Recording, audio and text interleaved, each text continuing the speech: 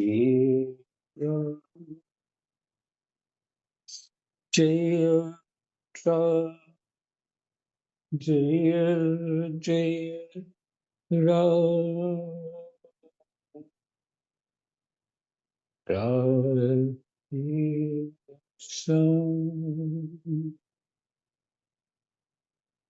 श्री गणेशाय नमः। श्री सीतारामाभ्यां नमः। श्री हनुमते नमः। श्री उमापते नमः। श्री गुरुवे नमः। सब संतन की जय जय। जय जय सीताराम। राधे श्याम।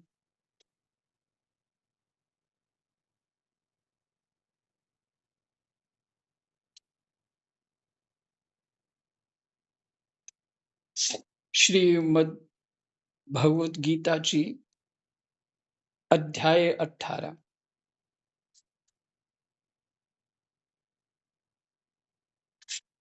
श्लोक संख्या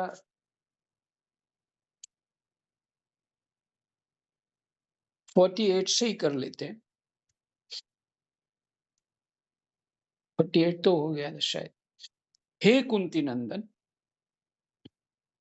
दोष युक्त होने पर भी सहज कर्म का त्याग नहीं करना चाहिए।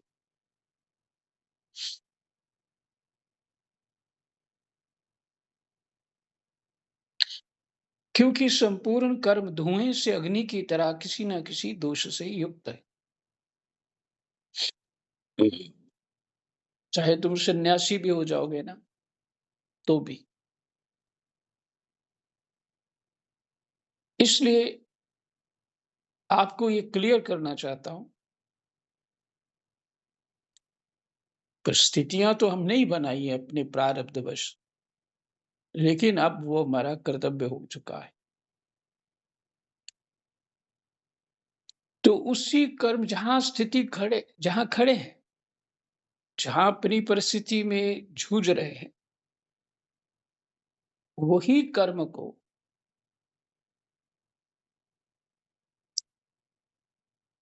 भगवत अर्पण रूप, जो पीछे आपने जो योग रूप करना है। वाणी का भी संयम करना है, भावना में भी संयम करना और विचार में भी संयम करना। इसके बिना नहीं होगा। इतना दृष्टांत आप स्वीकार कर लेंगे अगर, कि अगर प्रवक्ता भी, गुरु भी उपदेश करते हुए भगवत सेवा कर रहा है, तो हमें क्या करना चाहिए?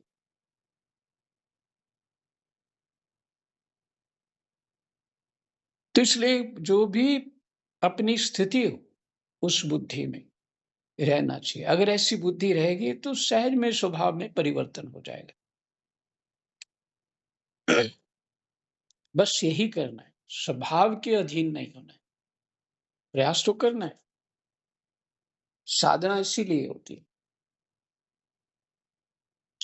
जगत सुंदर दिखना चाहिए ना, बात ये है। भगवत स्वरूप दिखना चाहिए ना, बात ये है। फूलों के बगीचे में खड़े होकर सब कह देंगे कि बहुत अच्छा अच्छा है,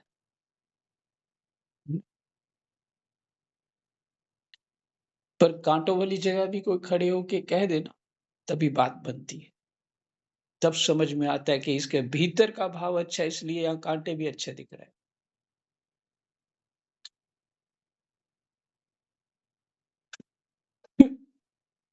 क्योंकि संपूर्ण कर्म धुएं से अग्नि की तरह किसी ना किसी दोष से ही युक्त है।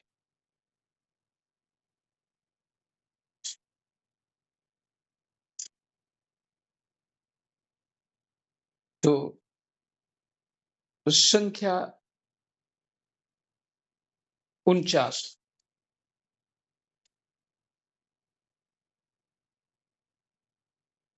जिसकी बुद्धि सब जगह आसक्ति रहित है, जिसने शरीर को वश में कर रखा है, हाँ, आसक्ति रहित होगी तो क्रोध नहीं आएगा जल्दी से किसी के ऊपर, अपनों के ऊपर खास करके। आसक्ति वाली है तो क्रोध आता है। तुमने ऐसा क्यों नहीं किया? लेकिन किसी के स्वभाव को परिवर्तित करना इतना आसान है। भागवत जी भी सुना दी, गीता जी भी सुना दी, रामायण भी सुना दी। विचार करियो करें कितने प्रतिशत लाभ हुआ होगा। लाभ तो हुआ है, ये निश्चित है, पर प्रतिशत क्या है? अगर हमारा इतना सुनने प्रतिशत है तो फिर दूसरों का जिन्हें सुना ही नहीं, कुछ पता ही नहीं, तो उसमें क्रोध करना कौन-सा उचित है?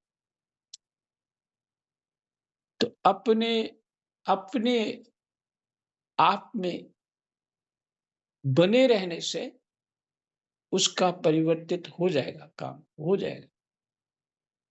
लेकिन आसक्ति रहित होना चाहिए ना, भगवत सेवा बुद्धि होनी चाहिए। आसक्ति से ही तो हम कह रहे हैं उसका परिवर्तन हो जाए। भगवत सेवा से थोड़ी कह रहे हैं। भगवत सेवा में तो पहले ही उसको ज्ञानी, ब्रह्मज्ञानी मान चुके हैं, परमात्मा का रूप मान चुके हैं। सीताराम। जिसकी बुद्धि सब जगह आसक्ति रहित है, जिसने शरीर को वश में कर रखा है, जो स्पृहा रहित है, वह मनुष्य सांख्य योग के द्वारा सर्वश्रेष्ठ नैष्कर्म्य सिद्धि को प्राप्त हो जाता है। निष्कर्म्य सिद्धि क्या है? योग का फल है।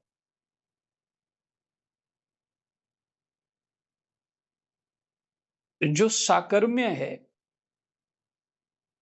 कर्म फल की इच्छा वाला नहीं। निष्कर्म्य मतलब उसको कर्म फल की इच्छा ना करने में सिद्ध हो चुका है, हो गया। इसलिए निष्कर्म्य सिद्धि को प्राप्त हो जाता है। ये बहुत बड़ा जो है वो अच्छी दृष्टि का काम है, अर्थात ये बहुत बड़ा साधक ने काम कर लिया। स्वामी जी की व्याख्या थोड़ी देख लेते हैं, इससे सब हो सकता है थोड़ा और खुल जाए। आसक्त बुद्धि जितात्मा और विगत से प्राय होने पर आसक्त बुद्धि जीतात्मा जितात्मा और विगत से प्राय होने पर कर्म योग सिद्ध हो जाता है।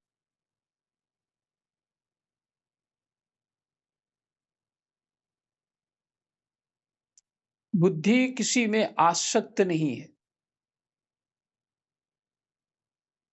आसक्त नहीं है। और जीतात्मा अपने मन को जीते हुए को, क्योंकि कामना फल की तो मन में ही आती है ना, और बुद्धि हानि लाभ बताती है, इससे लाभ हो जाएगा। और ज्ञान ठीक नहीं है तो लोभ में आ जाएगी बुद्धि। विगत से प्रहा होने पर इसके जो चाह है, सिप्रिय है, विगत होने पर, छूटने पर कर्मयोग सिद्ध हो जाता है। गीता का श्लोक भी स्वामी जी ने लिखा है 2:71। वहां भी यही भाव होगा। कर्मयोग सिद्ध होने पर साधक सांख्य योग का अधिकारी हो जाता है। अब जाके सांख्य योग का अधिकारी हुआ।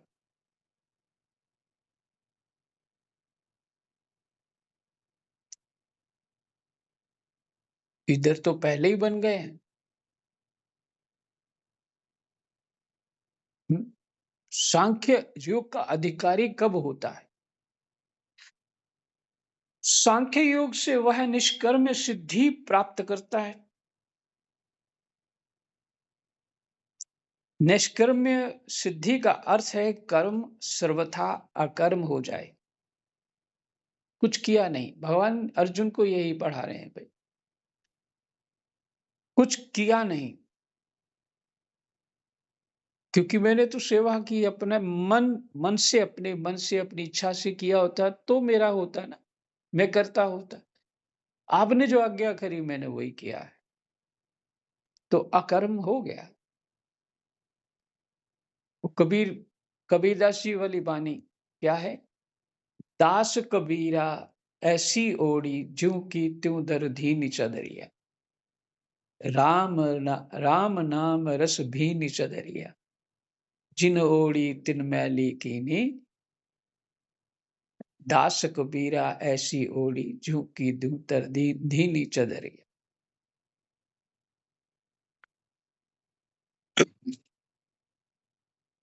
सीताराम। अकर्म, अकर्म हो जाए, कर्म होते भी लिप्तता ना हो। कर्मों का कर्मों को ना करना निष्कर्म में नहीं है कि छोड़ ही दो कर्म।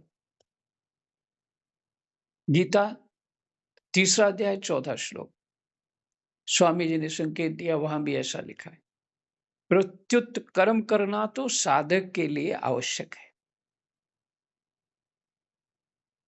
अगर आवश्यक नहीं होता, भगवान जी कहते कि छोड़ो गृहस्थी, अब बाबाजी बन जाओ, भजन करो, उसी में लाभ है, ये संसार है।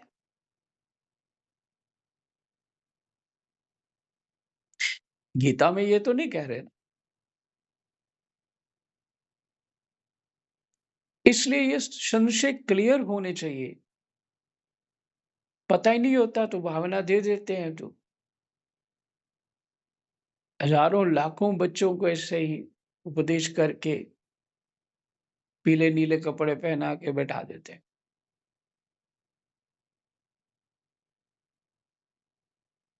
उस उस बालक की स्थिति क्या है? जो इस सिद्धि को पहुंच चुका है वही दूसरे को सही मार्ग दिखा सकता है, जो उधर से आया है। केवल सुंदर मुंदर बातें करने से थोड़ी होता है। बड़े श्लोक पढ़ लिए मैंने, ऐसे बहुत कुछ जानता हूं, उससे कुछ नहीं होता। तो भगवान स्पष्ट ही कह रहे हैं, उनकी कृपा से होता है। इसलिए ये प्रार्थना करते रहते हैं, कृष्णाय वासुदेवाय हरये परमात्मने प्रणतः कलेशनाशाय गोविंदाय नमो नमः।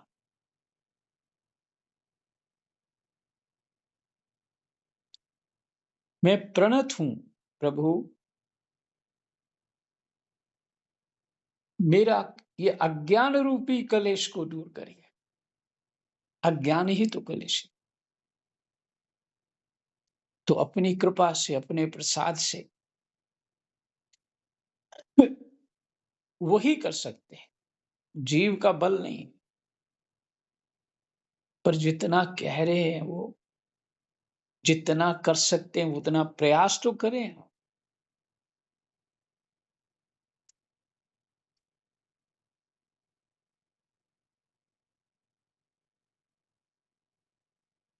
कर्म योग तथा ज्ञान योग तो साधन है, पर भक्ति योग साध्य है।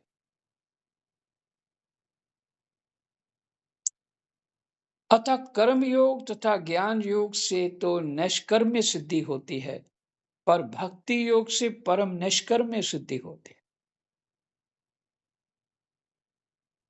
इतना सुनते ही चतुर व्यक्ति, संसारी चतुर व्यक्ति सीधे छलांग मार देता है, मैं भक्ति ही करूंगा, नाम जप इत्यादि जो भी गुरु लोग बताते हैं बस वही करूंगा।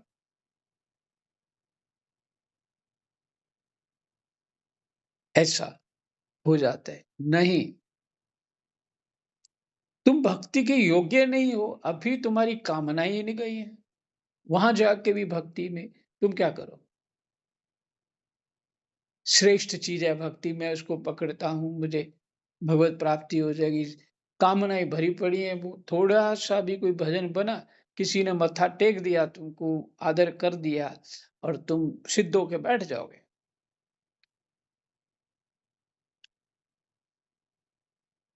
कोई भल कहे, कोई कछु दे, गोस्वामी जी कहते हैं ये बात।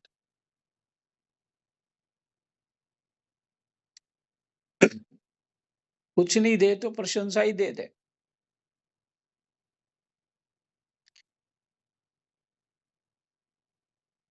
तो भक्ति के योग्य कब होगा?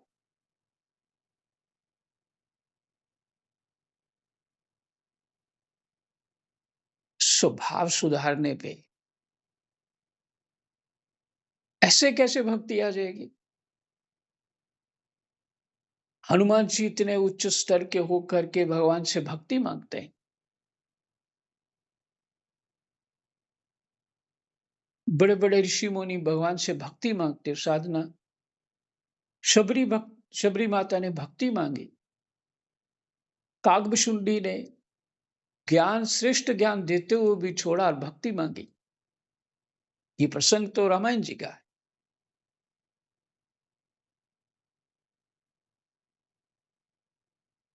पर उस भक्ति को हमने इतना सस्ता मान लिया कि बस हम तो भक्त हैं जी। पर पास तो वो करेगा ना, क्योंकि अपना ही कर्तव्य छोड़ के बैठे हो। आसक्ति नहीं जा रही, ममता नहीं जा रही। इसलिए बाबा एक बात कहते तो समझ नहीं आता था। बहुत सारे लोगों को समझ नहीं आता। वो कहते थे, ज्ञानी जो कुछ भी करता है ना, वो पुण्य हो जाता है। मैंने उसका परिणाम अच्छा होता है। अज्ञानी जो कुछ भी करता है, चाहे वो भजन करने लगे, यज्ञ करने लगे, तप करने लगे, पाप हो जाता है। आज आके उसने संसार ही मांगना है किसी ना किसी रूप से, तो पाप ही है, अशुभ है संसार। जब भगवत बुद्धि होगी दूसरों के प्रति, तभी तो शुभ हो पाएगा ना। तो कामना वाला रजोगुनी व्यक्ति ये विचिंतन करे कि मेरी भक्ति सफल हो रही है, अब मुझे ये सब सुविधा मिल गई है।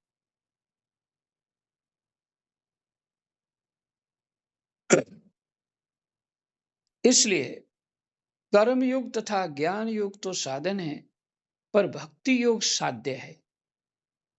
कर्म योग ज्ञान, कर्म योग ज्ञान योग साधन है, भक्ति ही साध्य है। भक्ति मैंने भगवत प्रेम, यहां कुछ नहीं चाहिए होता। फिर सिर्फ प्रेमी के लिए ही कार्य करना होता है, उसी की चाह करनी, उसके लिए जीवन होता है। यह है भक्ति। उसमें अपनी इच्छा और कामनाओं को, अपने अहम को पालने के लिए भक्ति नहीं होती। अपने अहम को पालने के लिए भक्ति नहीं होती। वो तो फल है, वो प्रेम है। जब प्रेम वो प्राप्त हो जाए तो जगत छूट जाता है।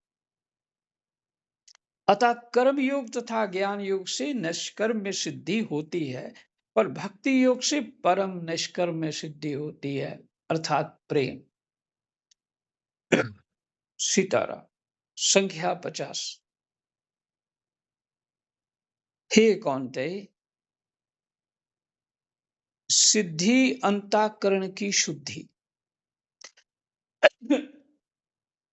सिद्धि क्या है? अंतःकरण की शुद्धि। अंतःकरण की शुद्धि को प्राप्त हुआ साधक ब्रह्म को, जो कि ज्ञान की परानिष्ठा है, जिस प्रकार से प्राप्त होता है, उस प्रकार को तुम मुझसे संक्षेप में ही समझो।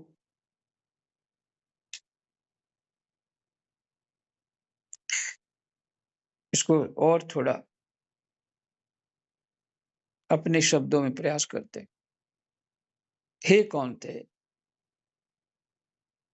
सिद्धि को यहाँ किस बात के लिए अंतःकरण शुद्ध? मन में भगवान, बुद्धि में भगवान, चित्त में भगवान, और हूँ कौन? जिसे हनुमान जी ने कहा, ज्ञान दृष्टि से जो आप हैं सोई मैं हूं। दास दृष्टि से आप मेरे स्वामी हैं, मैं आपका दास हूं।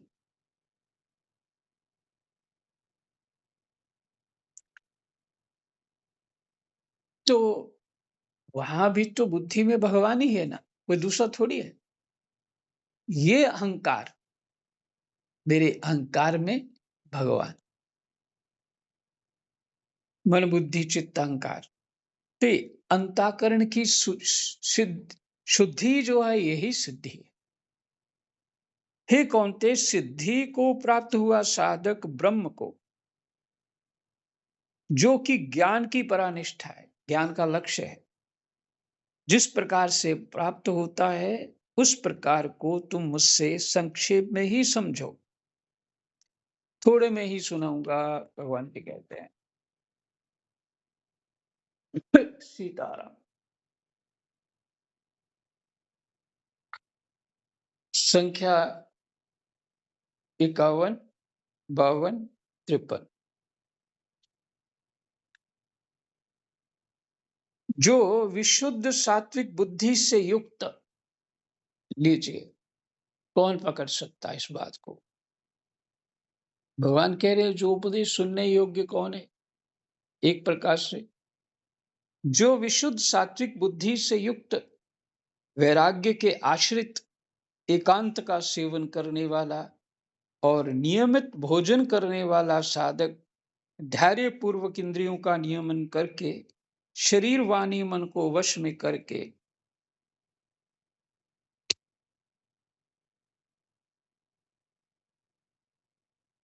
शब्द आदि विषयों का त्याग करके और राग द्वेष को छोड़कर निरंतर ध्यान योग के परायण हो जाता है। करो ध्यान अब। राग द्वेष को छोड़कर निरंतर ध्यान योग के परायण हो जाता है, वह अहंकार बल दर्प काम क्रोध और परिग्रह से रहित होकर अब ममता रहित तथा शांत होकर ब्रह्म प्राप्ति का पात्र हो जाता है। पूरी सामग्री भी बता दी क्या चाहिए, क्रिया भी बता दी, और प्राप्ति हो जाती है ये भी बता दिया, तीनों श्लोक में एक साथ।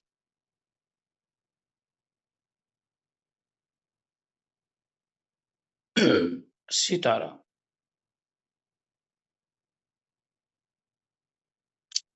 स्वामी जी की 4 लाइनों की व्याख्या यहाँ, उसको भी सुना देते हैं। ज्ञान योग का साधक जब तक असत पदार्थों के साथ अपना संबंध मानता रहता है, ज्ञान योग का साधक जब तक असत पदार्थों के साथ अपना संबंध मानता रहता है, तब तक परमात्म प्राप्ति की सामर्थ्य नहीं आती।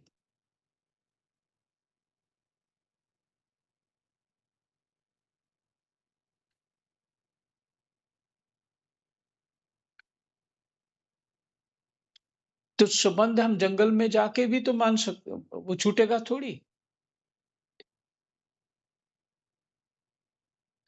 बिना ज्ञान और प्रकृति से परे हुए वो जहां हम हैं, जिस परिस्थिति में, उसी में अंताकरण से वो बात छोड़नी है। वो लोग स्वयं ही छुड़ा देते हैं, स्वयं ही छुड़ा देते हैं, करना भी नहीं इतना प्रयास पड़ता, वहां जल्दी छूट जाता है।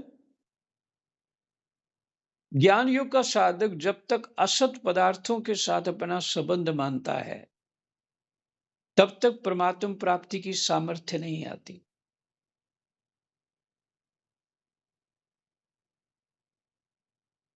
जब असत पदार्थों के संबंध की मान्यता मिट जाती है, अभी तो हम मान्यता कर देते हैं, मिट जाती है, तब उसमें परमात्म प्राप्ति की सामर्थ्य आ जाती है। अर्थात उसे नित्य प्राप्त परमात्म तत्व का अनुभव हो जाता है। वही सरल शब्द स्वामी जी ने इस तरह कहा, भगवान जी ने इस तरह से कहा। अब स्वामी जी ये शब्द तो निरंतर बोलते रहते हैं, उनके लिए सरल हैं, पर सुनने वालों के लिए, जो नए साधक हैं, इतने इतने उसको अभी शब्दों का आत्मसात नहीं किया, तो उससे तो अच्छा ऊपर भगवान के जो श्लोक में वो सरल लग रहे हैं। सीताराम। संख्या 54। वह ब्रह्म रूप बना हुआ प्रसन्न मन वाला साधक ना तो किसी के लिए शोक करता है और ना किसी की इच्छा ही करता है। ऐसा संपूर्ण प्राणियों में समभाव वाला साधक मेरी पराभक्ति को प्राप्त हो जाता है। मेरी पराभक्ति को प्राप्त हो जाता है।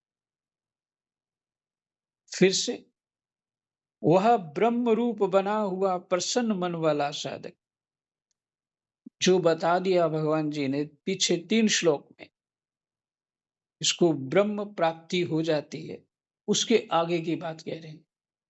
वह ब्रह्म रूप बना हुआ प्रसन्न मन वाला साधक ना तो किसी के लिए शोक करता है और ना किसी की इच्छा ही करता है।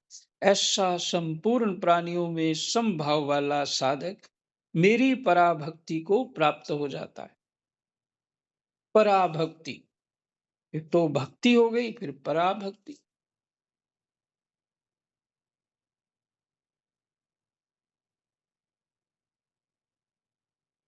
पराभक्ति, परम प्रेम। सीताराम।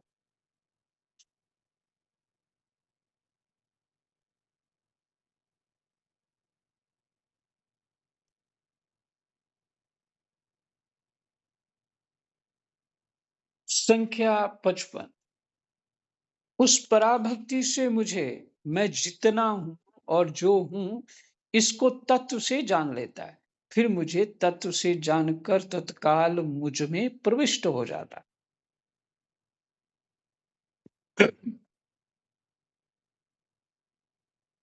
मुझ में प्रविष्ट हो जाता है, पहले ही ब्रह्म रूप हुआ रहता है।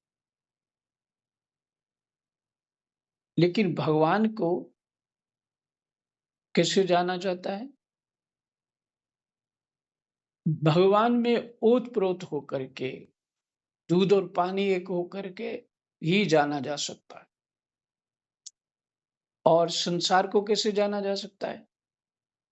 संसार से अलग रह के। ये नहीं कि घर कहीं और बना ले, ये बात नहीं है। मन से अलग होना है, विचार से अलग होना है। मन से, भाव से अलग होना है। सिर्फ सेवा बुद्धि होनी चाहिए, वो भी परमात्म बुद्धि के साथ। क्योंकि अर्जुन को कितना सताया गया, कितने सालों, 14 साल, कितना कुछ, 12 साल शायद। तो इतना सताया गया, उसके बाद भी भगवान ये कह रहे हैं, मेरा स्मरण करता हुआ युद्ध कर।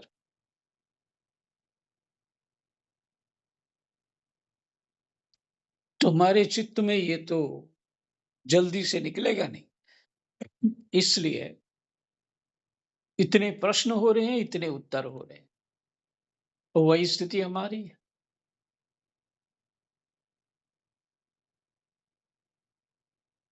राग द्वेष छूटते नहीं, पर ऐसा अभ्यास करने से छूट जाएंगे। ये भगवान गारंटी दे रहे हैं, तो मेरी बात थोड़ी है। मुझे जो समझ आ रहा है, गोस्वामी जी कहते हैं, जो कछु समझ परी मन मोरे, गुरुजी ने तो बार-बार, बहुत बार मुझे बहुत कुछ बताया था, पर मैं समझ ही इतना पाया। इसलिए उस पराभक्ति से मुझे मैं जितना हूँ और जो हूँ, इसको तत्व से जान लेता है, फिर मुझे तत्व से जानकर तत्काल मुझ में प्रविष्ट हो जाता है। तो प्रकृति को कैसे? जो ये संसार प्रपंच है, ये प्रकृति है। इससे अलग होकर के समझ पाते हैं।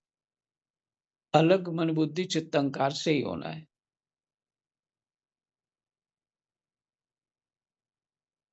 भले आप साथ सोए हैं, पर आपका मन बुद्धि चित्त और कहीं है, तो आप साथ सोए हुए नहीं हैं, साथ बैठे हुए नहीं हैं, साथ खाते-पीते हुए नहीं हैं। सीताराम।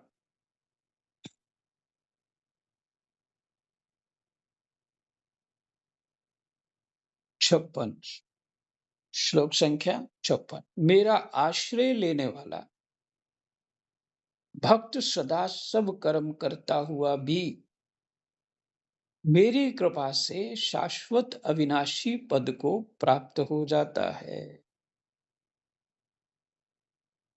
मेरा आश्रय लेने वाला भक्त सदा सब कर्म करता हुआ भी मेरी कृपा से शाश्वत अविनाशी पद को प्राप्त हो जाता है।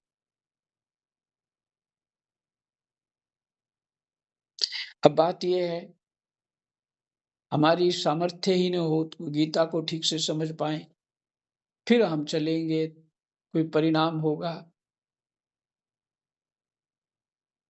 नहीं। बच्चा तो जानता ही नहीं चलना। धीरे-धीरे उसके चित्त में चाह होती है कि मैं चलूँ दूसरों की तरह। उसको कुछ नहीं पता, उसकी सिर्फ़ इच्छा मात्र होती है। और जैसे-तैसे वो खड़ा भी होता है, चलता भी है और फिर दौड़ता भी है। और सँभालते कौन है उसको चलाने में? वही माता-पिता। तो माता-पिता किसी न किसी रूप से, वो भगवान हैं, वो चलाते रहते हैं। पर हमारी चाह होनी चाहिए। कितना समझ आया, कितना नहीं आया, कोई बात नहीं, चाह होनी चाहिए। जय जय सीताराम, राधे श्याम। कृष्णाय वासुदेवाय हरे परमात्मने प्रणतः क्लेशनाशाय गोविन्दाय नमः। जय जय।